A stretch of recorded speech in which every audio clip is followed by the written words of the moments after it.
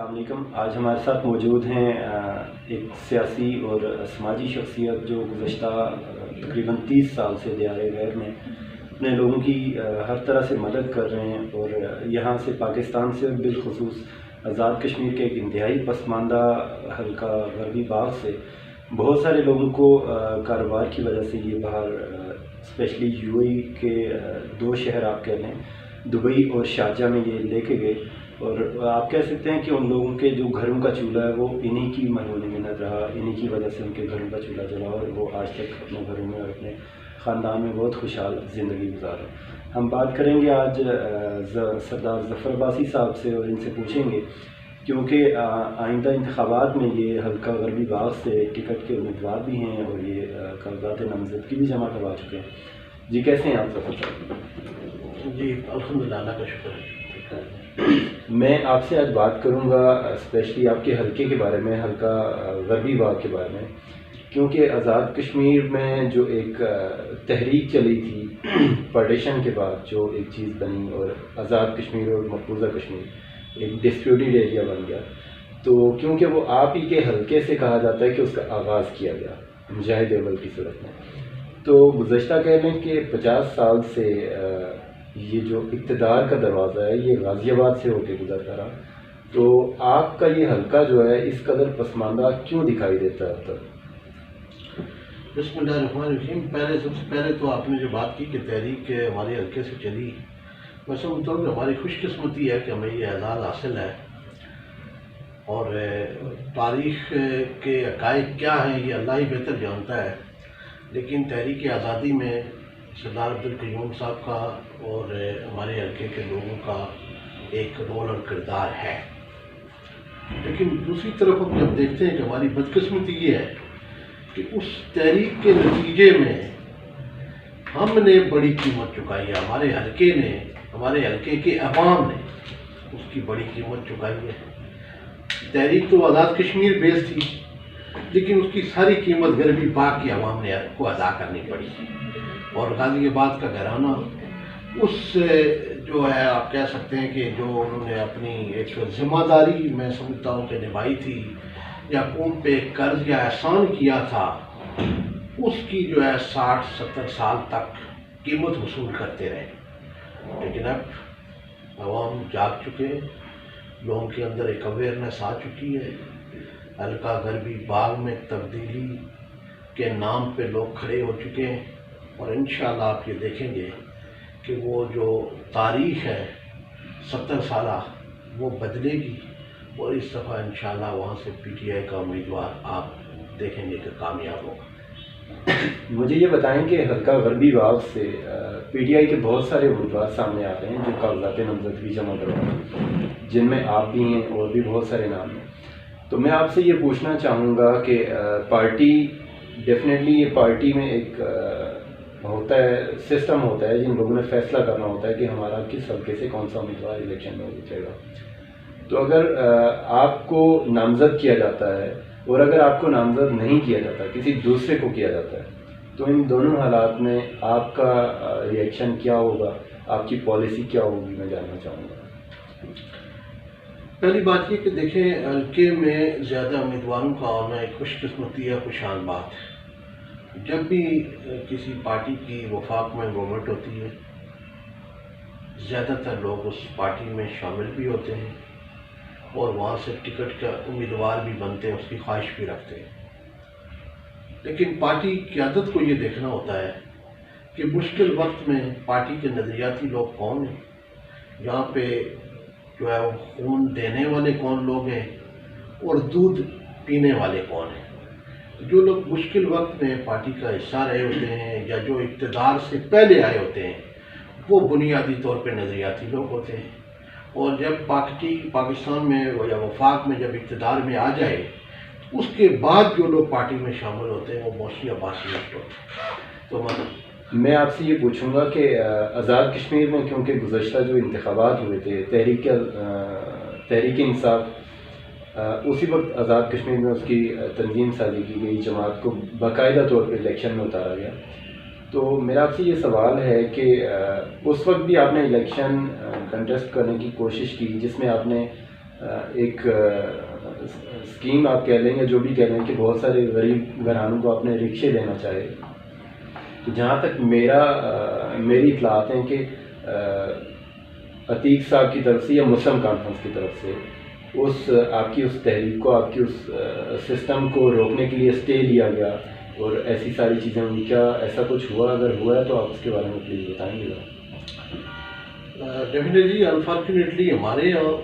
اس political culture اس طرح کا لوگ موجود ہیں کہ وہ یہ نہیں چاہتے کہ کوئی بھی بندہ بزنس مین آ کے یا کوئی دوسرا آدمی آ کے سیاست میں بھی اپنا مقام پیدا کرے. انفارچونیٹلی نہ صرف اس الیکشن میں بلکہ آپ کی اطلاع کے لیے، آپ کے ویورز کے لیے عرض کرتا چلوں کہ دیرکوٹ میں 2008، 9، 10 میں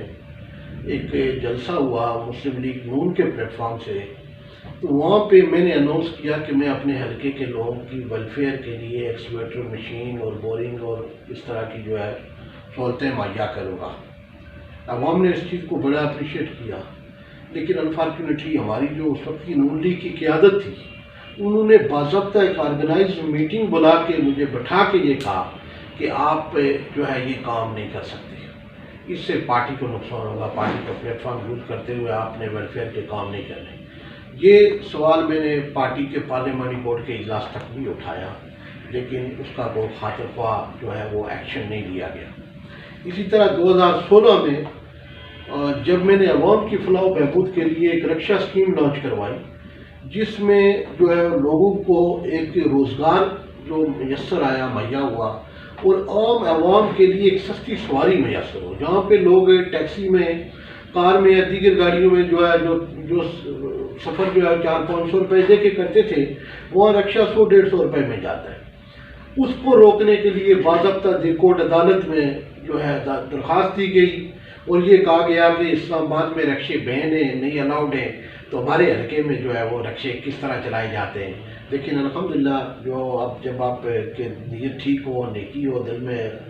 جذبہ آپ کا اچھا ہو تو اللہ بھی مدد کرتا ہے. ان کی درخواست پہ کوئی ایکشن نہیں ہو سکا، اور الحمدللہ آج اس ٹرینڈ کو فالو کرتے ہوئے ہمارے حلقے میں 300-400 رکشے موجود ہیں.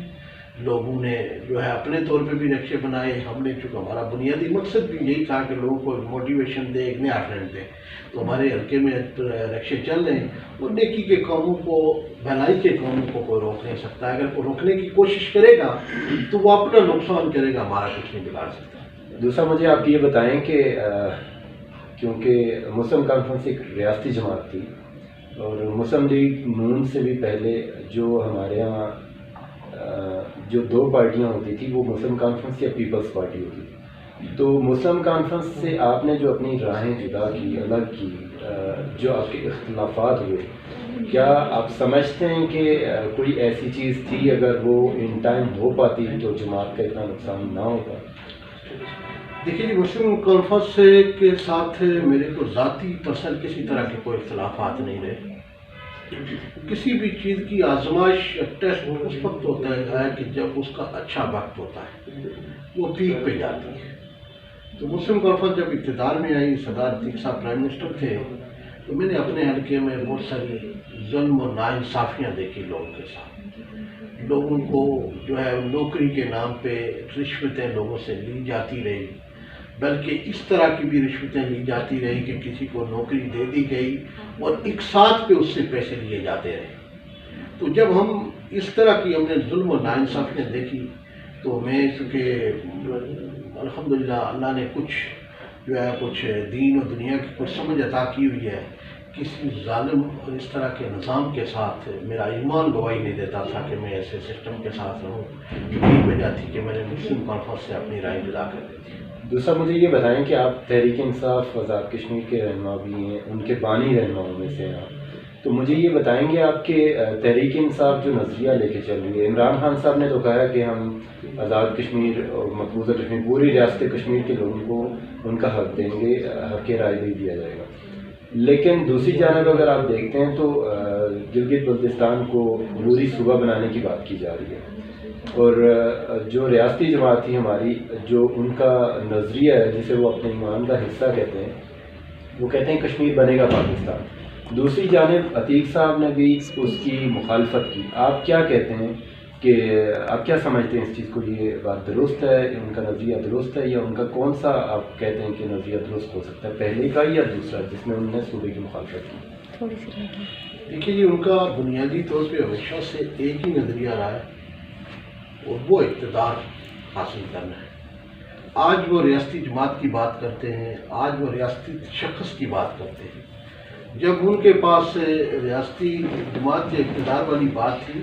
تو جب ان کی پارٹی آزاد کشمیر میں الیکشن میں آئی تو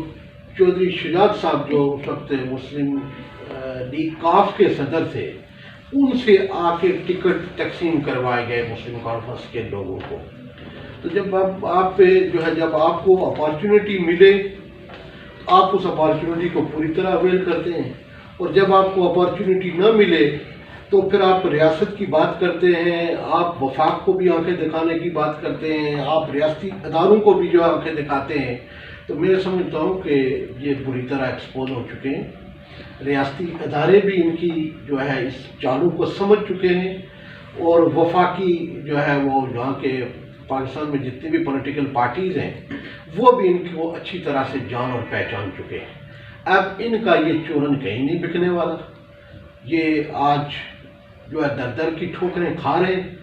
یہ ان کا مقدر ہے۔ اور یہ انشاءاللہ آپ آگے دیکھیں گے کہ جس طرح آزاد کشمیر کی دیگر جو ریاستی پارٹیاں جو ہے وہ سمٹ کے جو ہے وہ کہیں ان کا نام یا وجود تک باقی نہیں ہے، جس طرح لبریشن لیگ، تحریک عمل،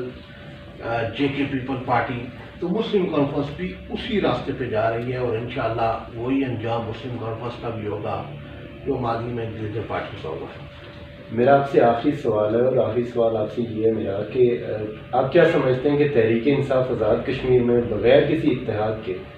حکومت بنا پائے گی، یا پھر وہ یہ سمجھتے ہیں کہ جس پارٹی کی وفاق میں گورنمنٹ ہو اسی کو ووٹ کرتے ہیں، اسی کی سپورٹ کرتے ہیں، اسی سیٹ اپ کو آزاد کشمیر میں لے کے آتے ہیں تاکہ ان کے مسائل حل ہو سکیں۔ انشاءاللہ P T I Azad Kashmir میں اکیلے گورنمنٹ بنائے گی،